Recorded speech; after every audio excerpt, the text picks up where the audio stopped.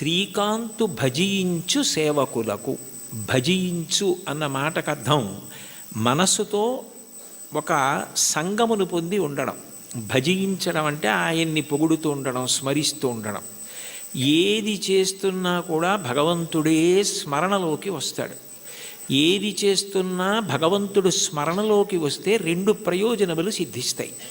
ఒకటి, మీరు ధర్మమును విడిచిపెట్టలేరు.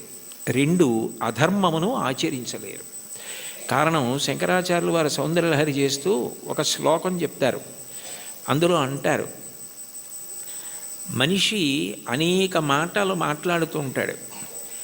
ఈ మాట మాట్లాడడానికి అసలు 84 లక్షల జీవరాశులలో మాట్లాడే అదృష్టం పొందడానికి కంఠంలో స్వరపీఠిక మనిషికి పెట్టినవాడెవరు? భగవంతుడు పెట్టాడు. పెట్టినప్పుడు నేను ఏదైనా మాట మాట్లాడే ముందు నాకు భగవంతుడు ఈ స్వరపేటిక పెట్టి మాట్లాడే అవకాశం ఇచ్చాడు. ఎప్పుడో అప్పుడు ఈ శరీరం పతనం అయిపోతుంది.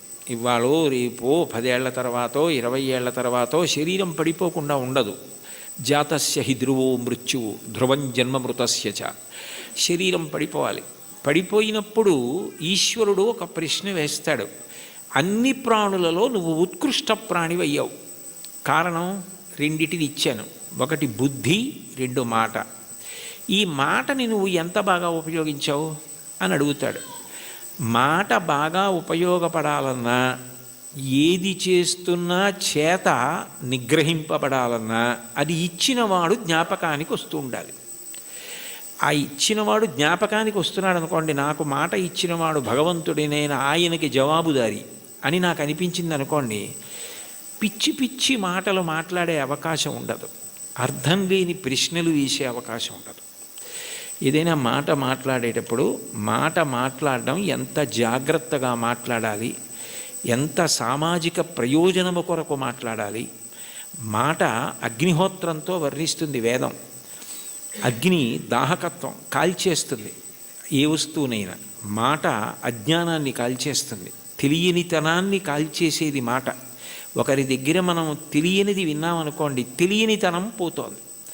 అందుకని మాట అన్నది అంత గొప్పది. మీరు మాట్లాడేటప్పుడు ఇది నాకు భగవంతుడు ఇచ్చాడు, సక్రమంగా వినియోగించుకోవాలి అని మాట్లాడారనుకోండి, అది పూజ. ఎందుకంటే ఈశ్వరుడికి కట్టుబడి మాట్లాడుతున్నారు. మీరు నేను ఇది మాట్లాడను అని ఎందుకంటున్నారంటే ఈశ్వర భక్తి చేత. అప్పుడు మీరు ఏది చేస్తున్నా కూడా అది జపో జల్ప శిల్పం సకలమపి ముద్రా విరచన గతి ప్రాదక్షిణ్య క్రమణమశనా ద్యాహుతి విధి ప్రణామ సంవేశ సుఖమఖిలమాత్మార్పణ దృశా సపర్యా పర్యాయస్తవ భవతు ఎన్మే విలసితం అంటారు శంకరాచార్యులు వారు.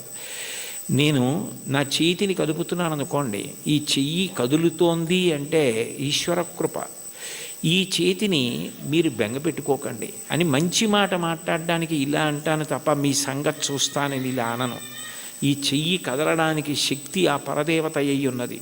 ఈ కదలికలు ఆమె సంతోషించడానికి పనికి రావాలి తప్ప ఆమె నా యందు కాఠిన్యము వహించడానికి, ఆమె నన్ను చూసి వీడికి ఎందుకు ఇచ్చాను శక్తి అని అనుకునేటట్టుగా నేను ప్రవర్తించకూడదు. యాదేవి సర్వభూతేషు శక్తిరూపేణ సంస్థిత. ఆ తల్లి నా యందు శక్తిగా ఉంది, దాన్ని సద్వినియోగం చేసుకోవాలి అనుకున్నాను అనుకోండి, నేను అప్రయత్నంగా పుణ్యకార్యామే చేస్తాను.